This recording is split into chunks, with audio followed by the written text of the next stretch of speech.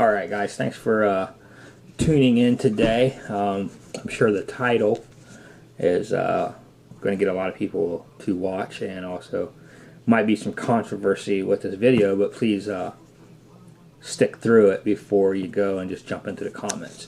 This video is going to be about gun snobs and different levels.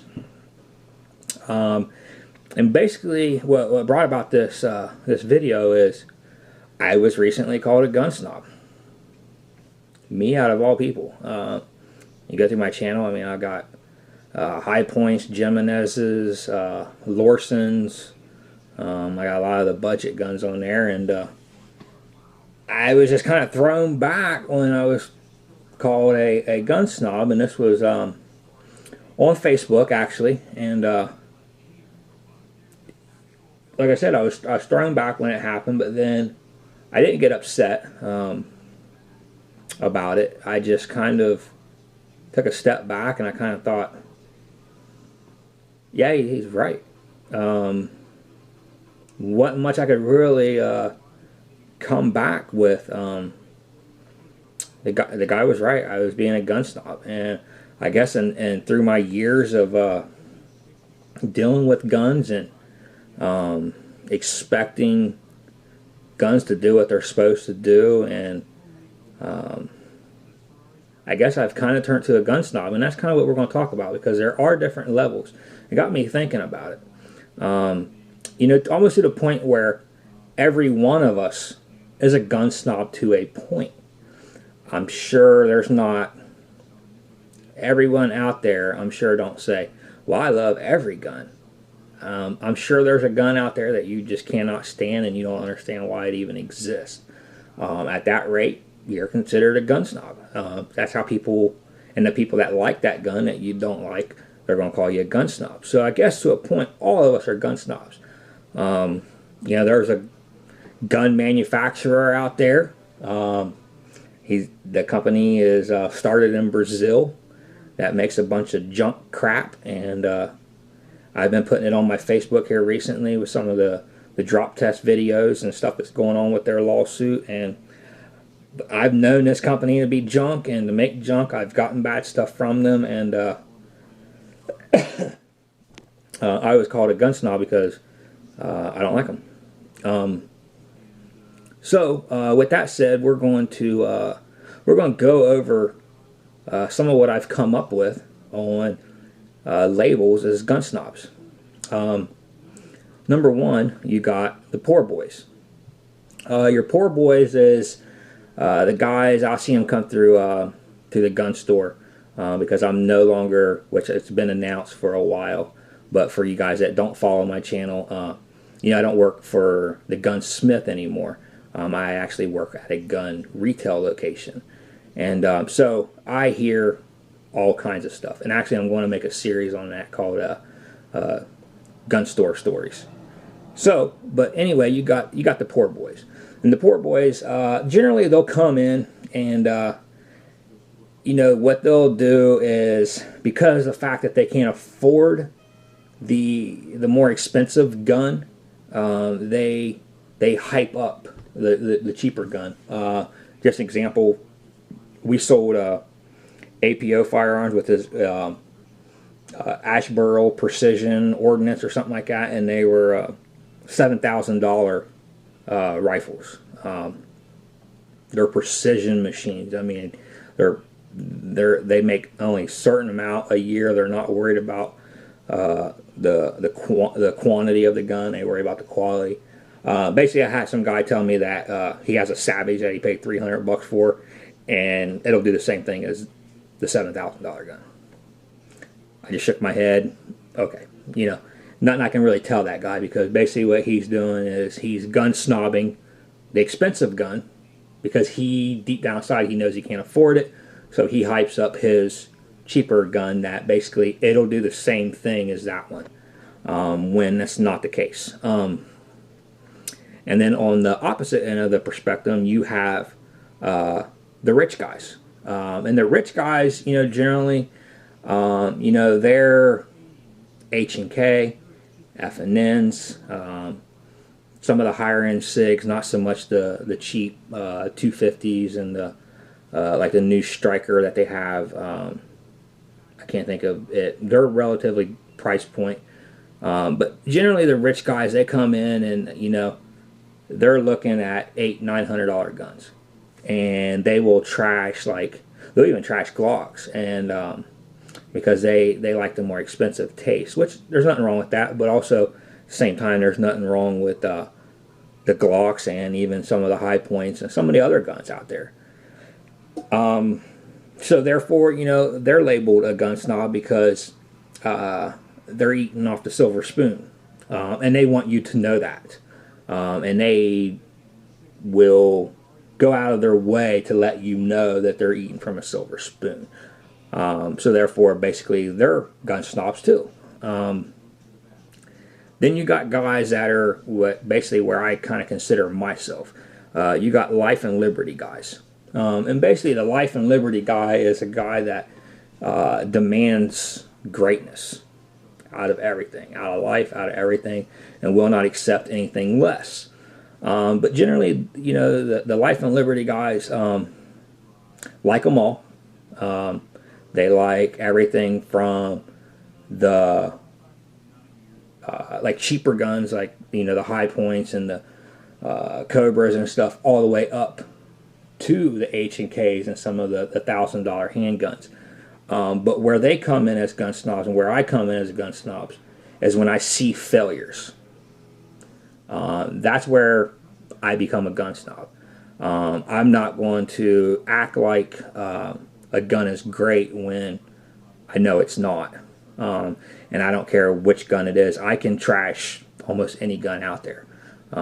Just like I'm a major Glock supporter.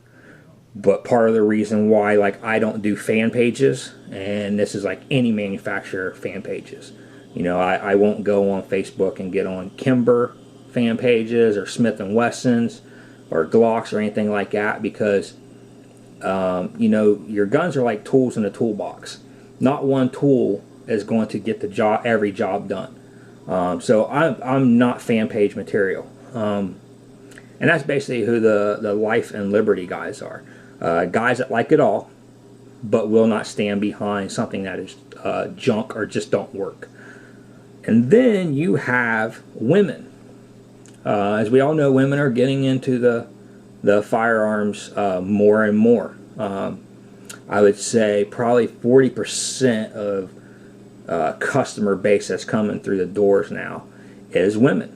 And your women, they like the finer things in life. And what I mean by that is, you know, they're coming into it, and basically the women has always been raised to, even if they don't know the ins and out of a subject, the women go off of price. And women has always been taught that you pay for what you get.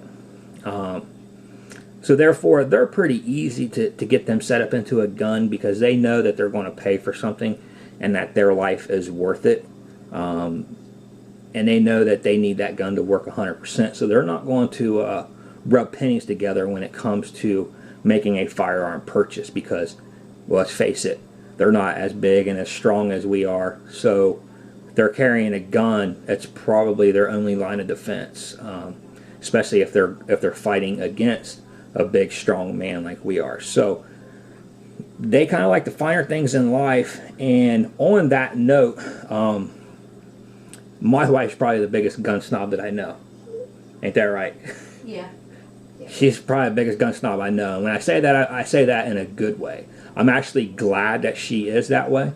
And I demand, you know, like you guys get your wives on that same point.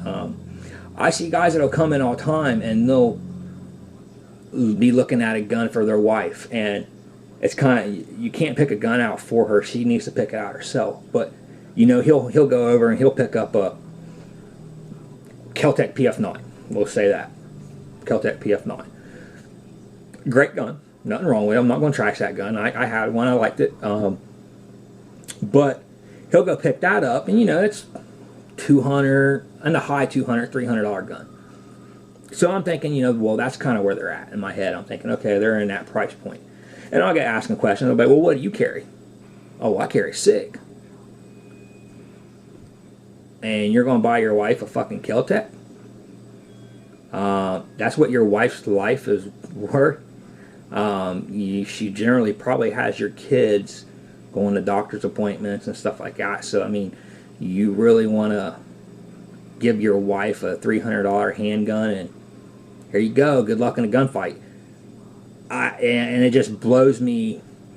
It just blows me back. Even when I was dealing with some of the cheaper end guns, and trying to figure out how they worked, you know, I'd never bring home my wife some El Cheapo gun and say, here you go, good luck. Before she got her Glock 42, she was carrying a little Ruger LCP. Good quality little gun. It was reliable. Plus it has a Ruger name on the side of it. So, you know, it just throws me back when the guys will do that. Here you're carrying around a real good firearm, and then you just go buy your wife some little cheap tourist TCP. You know, it don't fly in my opinion. And a matter of fact, I have a funny little story before I sign off here. When I was working at the gunsmith shop, we had a guy that came in a lot, and he was a frequent. He'd come in all the time and just BS with us and stuff, hang out, and he carried one of them Sky CXP2s.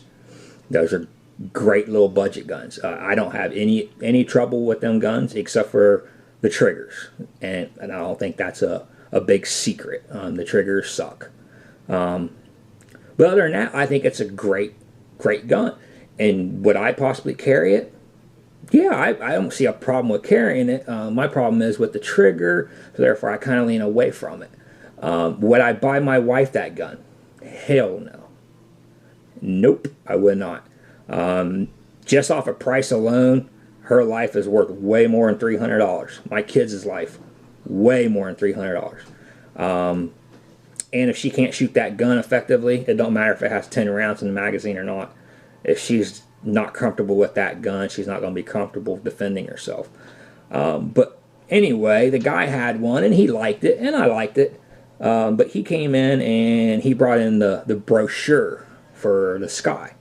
And as we all know now, they come in different colors and variations of colors and different frames and stuff. And he was showing me the pink frame. And at that time, I was looking at getting the wife something new. And he didn't know it, but we had put a M&P Shield 9mm in layaway for her at that time. But he was showing me the pink frame and said, well, yeah, I'll buy the little old lady this gun right here. And I'm like, oh, yeah, you know, just kind of brush him off. I didn't want to be mean. And they kind of went on. Later that day, lunch time came around, and the wife brought up some lunch to the shop, and she come walking in, and he was still there. And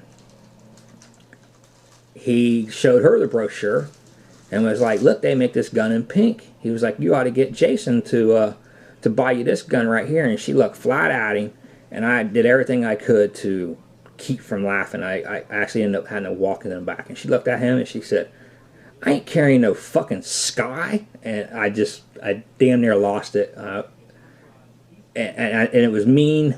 But at the same time, I mean, I feel her. You know, no woman should be felt like, you know, they're less and they have a value on their head. If you have a wife that carries a gun, you know, get her a good quality firearm.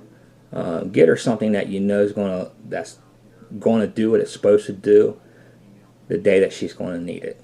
So therefore, women are gun snobs too, but in a good way. So thanks for watching. Like always, please subscribe. And I want to tell you to be performance driven and demand greatness. Thanks for watching.